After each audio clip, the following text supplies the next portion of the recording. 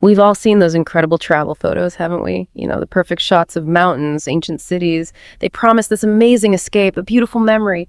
But what if the real magic isn't just what you see? What if it's about what you become? Today, that's exactly what we're diving into, how a journey can actually fundamentally rewire you. Our guide is this really powerful conclusion from Solo, Morocco, a journey of self-discovery. And this isn't just about planning your next vacation, okay? It's about understanding how a place, especially when you tackle it alone, can be this incredible catalyst for real personal change. Yeah, and what's really striking about this source is how it goes way beyond the usual what I did on my holiday stuff. It doesn't just paint a picture of Morocco. It actually frames the country as almost a deliberate crucible for transformation, especially for the solo traveler. The author points to three key things, like deep self-discovery, building serious confidence, and then inevitably stepping way outside your comfort zone. But in a good way. It says Morocco is designed to awaken the senses, immerse travelers in history and culture, and challenge them to embrace new experiences. And the argument is, these things just hit differently. They're amplified when you're on your own. That's a really interesting angle. Morocco not just as a backdrop, but like an active player in your journey. Let's dig into that first bit, the senses being awakened. What does the source actually mean by that? And why is it so different when you're solo versus, with friends? Well, the source paints this vivid picture, right? It shows the solo traveler experiencing everything without the usual filter of shared reactions or group chat. Think about stepping into Gemma El Fana in Marrakech at sunset. With others, you might point things out, oh, look at that, But alone, the source suggests your brain is just absorbing everything directly. The sounds, the drums, the vendors, the call to prayer, it all just washes over you. You're noticing the smell of the tajinis, the mint tea, the spices in the air, the way the light hits the walls. It's not just seeing or hearing, it's this kind of intense sensory flood. And because you're not immediately talking about it, it forces a much deeper, more personal connection with what's around you. It's almost like a beautiful disorientation, actually. It recalibrates how you perceive everything. So it's less about ticking boxes, seen that, heard that, and more about letting it all sink in unfiltered because there's no buffer. Okay, that makes sense. And that intense sensory input, that sets the stage for the next part. Immersing travelers in history and culture. How does being solo change that? Exactly. The immersion becomes much deeper because, your usual social bubble is gone. In a group, you might stick together, let a guide handle things, right? But solo in Morocco, you're constantly pushed to engage one-on-one. Imagine getting lost in the Fez Medina Fadana. GPS barely works in there. You have to stop, ask for directions. Maybe you try out a few words of Darija or French. You read gestures, navigate these little cultural moments. Maybe you end up sharing tea with a shopkeeper who tells you his story, not just how to get back to your riad. Or you're trying to buy something in the souk, and it's not just about the price. It's this whole interaction, this dance of communication. These aren't just observations from a tour bus window. They're active, sometimes slightly awkward, but real encounters. And that builds a much richer, more nuanced understanding of the culture than you'd ever get otherwise. Yeah, that's a huge difference. You're not just watching the culture, you're actually kind of participating in it, in its flow, its daily life, its little unexpected connections. And that seems like it flows naturally into the third point, how Morocco challenges them to embrace new experiences. What kind of challenges are we talking about here? Are they big, scary things? Or why are they so important for someone traveling alone? That's a good question. The source suggests the challenges aren't usually these massive, dramatic events. It's more the cumulative effect of lots of small things. Little moments where you, and only you, have to figure something out. It could be trying to order food from a menu you can't quite read, or figuring out how to bargain respectfully in a busy market, or just navigating the local bus. These are the moments where you're really tested internally because there's no one to turn to ask, what do you think? Or even just to complain with. So each little hurdle becomes a direct conversation with your own abilities. It's about reframing things. What feels like a problem at first becomes, a chance to prove something to yourself.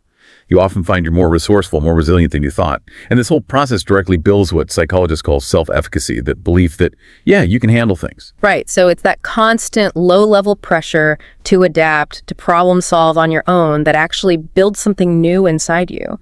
And this really gets us to the core of this deep dive, doesn't it? Because the source is very clear. Solo travel in Morocco is not just about seeing the country's breathtaking landscapes and ancient cities. It's saying the amazing views are almost secondary. to the internal stuff. So what are those deeper benefits the source highlights? Yeah, this is where it gets really interesting. The source lays out those three big ones: self-discovery, confidence building, and stepping out of one's comfort zone. And it argues these aren't just nice side effects, they're the main event, the core transformation. And crucially, it's how Morocco itself seems to kind of amplify these experiences. Okay, let's take self-discovery. That term gets thrown around a lot. What specific kind of discovery is the source pointing to here? Is it different? Yes, yeah. The source suggests it's not just about finding yourself in some vague way. It's almost about losing your usual self-definition first. Think about it back home. Your identity is tied up in your job, your friends, your routine, even the language you speak every day. When you're solo in Morocco, a lot of that gets stripped away. Suddenly, there's no one reflecting your usual roles back at you. You're kind of forced to look inward, just by the situation itself. You learn how you really react to new things, to stress, to beauty, to being alone, without immediately checking someone else's reaction. It's about hearing your own voice more clearly, figuring out what you truly like, what your limits are, what you're capable of, things that might get drowned out normally. So the intense environment of Morocco, plus the solitude, creates this space where a different version of you can actually start to emerge. You might uncover strengths or interests you never knew you had. So it's not just finding answers, it's like creating the quiet space for the right questions to even come up, without all the usual noise. That makes self-discovery feel much deeper, like a genuine reshaping. Okay, how does that then fuel the confidence building? How does Morocco act as a forge for that confidence? Well, it builds directly on that discovery. Confidence isn't this abstract thing. The source shows it growing piece by piece from all those small successes we talked about. Imagine the feeling when you actually manage to find your way through those confusing phase alleyways. Not using a perfect app, because they often don't work there, but using your gut, a few phrases, maybe asking locals. Or you successfully haggle for a taxi, find that little spice shop someone mentioned, order a fantastic meal even with the language barrier. Each time you overcome one of those little hurdles, each successful interaction, it adds a brick to this wall of, okay, I did that. I can figure this out. It's not about one big achievement. It's the steady accumulation of proof that you are capable, that you have agency. And these I figured it out moments add up to this really solid, resilient self-assurance. It's a confidence that sticks with you long after the trip because you earned it by navigating the unknown. It changes how you see your own abilities. That's really powerful, yeah, the build-up from those micro victories. It's not just about getting somewhere, but knowing you can handle whatever comes up along the way, even when it's completely new. Okay, and the last one. Stepping out of one's comfort zone. How is this amplified when you're solo in Morocco, and what's the lasting effect the source describes? Well, when you're solo, it's not just about pushing the edges of your comfort zone. Sometimes it feels like the whole thing just disappears, and you're the only one there to rebuild it. The source gives examples, like trying street food you might normally avoid, or participating in a local custom that feels a bit awkward at first, or just coping with unexpected travel delays or plan changes entirely on your own steam. There's no one to fall back on, no shared decision-making to diffuse the responsibility. So this constant nudging or sometimes shoving outside your usual boundaries forces you to become incredibly flexible, adaptable, resilient.